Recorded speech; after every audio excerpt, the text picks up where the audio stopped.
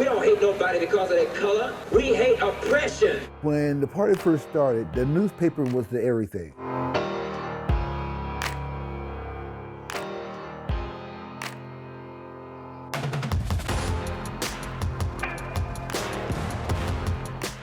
We were so young and so dedicated. The art that I was doing in the Marine Corps was to help kill people. I felt like the art that I was doing in the Black Panther Party was trying to save people. There was content to every piece that we did, and it was saying something. To fight hunger, to fight injustice, to get health services. The Black Panther Party is a place where you came to solve problems and help the community. Here was art about everyday people. Art may have been provocative, but it wasn't distorted interpretation. It was a provocative interpretation. So this is historical started stuff. This image here. It was one of the first. This is when I did this when I was in the Black Arts movement, going into the Black Panther Party, but they liked it because it dealt with the issue, social justice issue about housing. And so they asked to print it, as they could make it into a poster back then. So this is our first real color poster I did in Black Panther Party. It was a gouge painting. I came to San Francisco as a child because I had asthma from Grand Rapids, Michigan, born in 1943, and came here in about 1950-51. As a kid, just like all kids, you just draw, you have fun copying cartoons or copying a landscape art or doing your imaginary artwork or what have you. It was when I went to City College of San Francisco that I had my only and first professional training. Well, it was racism here just like everywhere else, all over the country. They had a curfew in the Fillmore district. We had to be in the house after 7 or 8 o'clock. We had to wear dog tags with our name and age on them. And if we didn't have that dog tag, and they caught you out, they'd take you to juvenile. I'm just wanting to do something out of the frustrations of what you've seen on the news during that time, the rebellions and the riot, murders of young blacks, and always being justified as it is 50, 60 years later. I was like young people frustrated trying to figure out what to do, how I can get involved with that.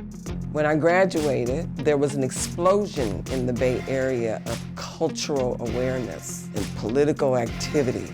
It was exciting. It was just excitement, and I joined the Black Student Union and participated in a lot of cultural events and learned a lot about my culture. In 1969, I got married, and me and my husband moved to Seattle. While I was down here, of course, the Panthers were becoming very active, so it's very present, you know. They are a presence. In 1972, when members from all the offices were called to converge in Oakland, we came down, so this is a return to Oakland for me. They tried me out in a couple of places, and then they found out that I was an artist, and so I started working really early in 72 in the graphic arts department with Emory and his guidance. Some of my images are in the middle of the paper, some of my images are in the front. Most of them, though, are on the back pages. A sister named Gayle Assali Dickson started working with Emory and our Ministry of Information. This is some of her work that she produced, and I think she worked, her artwork appeared on the back of the Black Panther paper for maybe 5 or 6 years, right? And her artwork is a kind of a softer touch. Her focus is like women, senior citizens, young kids. This is another piece of her work. And this says, I'm against war, the war in Vietnam.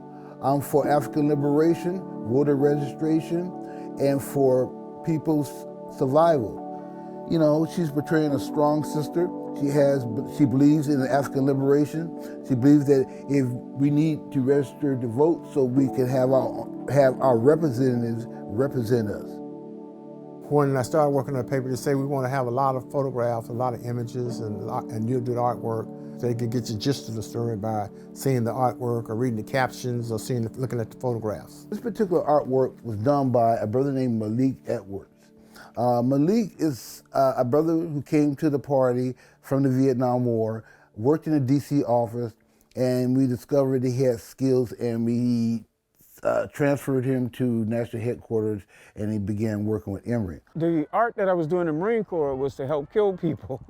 And I felt like the art that I was doing in the Black Panther Party was trying to save people. My art tried to reflect that. I do a lot of stuff about thought and thinking and trying to get people to really be reasonable in their thinking and what they're gonna do. Because a lot of times, if you do stuff based on anger, well, what happens when the anger goes away?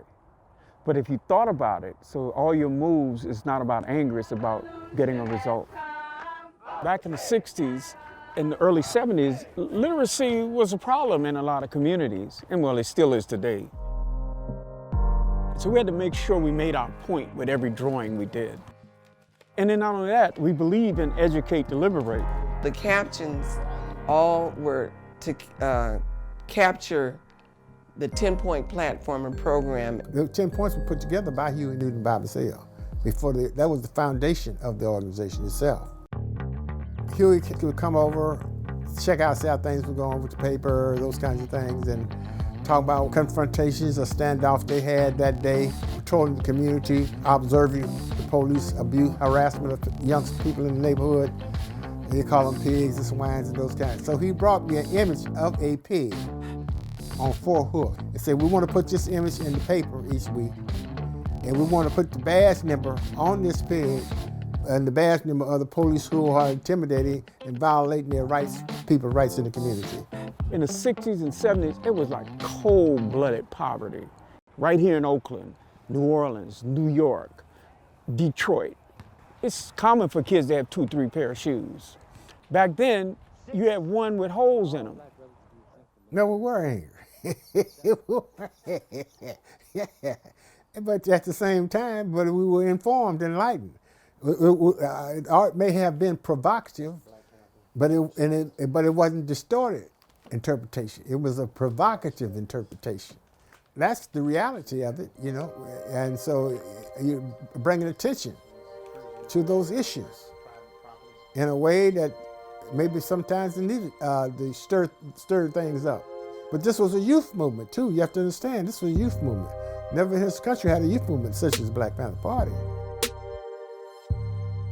We all understand why we're in there, to serve the people, body and soul, to expose the government for its contradictions in what it's saying and what it's doing, to encourage people to recognize that you are worthy as a human being, you have certain human rights, decent housing, etc. Here was art about everyday people like my grandmother, people like my mother, my aunts and uncles. You could see them and see regular people in the art. These weren't the glamorous, well-coiffed, beautiful people. These were like my people. These were the people I knew and loved. There was an emotional connection to me in the picture. This one here, we have experienced a bitter life with dark and hungry days filled with pain. Now we the people are demanding a change. Some of us maybe had some really bad experiences. Some of us had maybe middle class experience. It didn't matter. What we knew was that there was injustice in this country. And then it was just so fulfilling to be able to use your art in that way. That every day you got up and you drew a picture, you did a flyer, you did a poster, it meant something. And it was gonna have an effect on the community. We used to have guns in every drawing. And then Huey said, look, people aren't ready for revolution. So we took the guns out of the paper. And then we just talking about social issues, serving the people, and our art changed. It wasn't guns anymore. We were talking about what was going on, about voting. When we were doing the pages on sickle cell anemia, I mean, that was a national movement to inform people about sickle cell anemia. This became a stand. There were like cerebral palsy and the March of Dimes and polio. You would go into black liquor stores and stuff like that and see this stand there, and with the thing, and people put money in there. There's a blessing in being a member of the Black Panther Party that, of course, I didn't realize for a long time. Understanding my drawings, that they weren't just drawings, or they just weren't art for art's sake. They had meaning, they had content, they had purpose. It helped me to understand the world around me. And then I began the journey within. Well, the Black Panther Party definitely made a difference because, like, there's free breakfast program here. There's free lunch here. There's a clinic, a free clinic attached to this school. Community service is a part of colleges now. You know, you have to go out and do community service. So there are things that are still around that we left, but we just never believed we couldn't. We wasn't thinking about failure. We was always thinking about success. We never thought that we were gonna fail at anything. We just started doing it. It made a difference, yes. The dynamics today is uniquely different as well. But it left a blueprint to be inspired by, to be inspired with, but not necessarily to duplicate it, you know, because you're in a whole nother dynamic, you're in a whole nother world of things that exist today. But as much as things change, some things stay the same. You know. People are finding out about the Panthers, finally. Well, people say, I thought they were racist, or I thought they was gangsters, the way the FBI talked about them, you know? So the truth of the party is coming to light.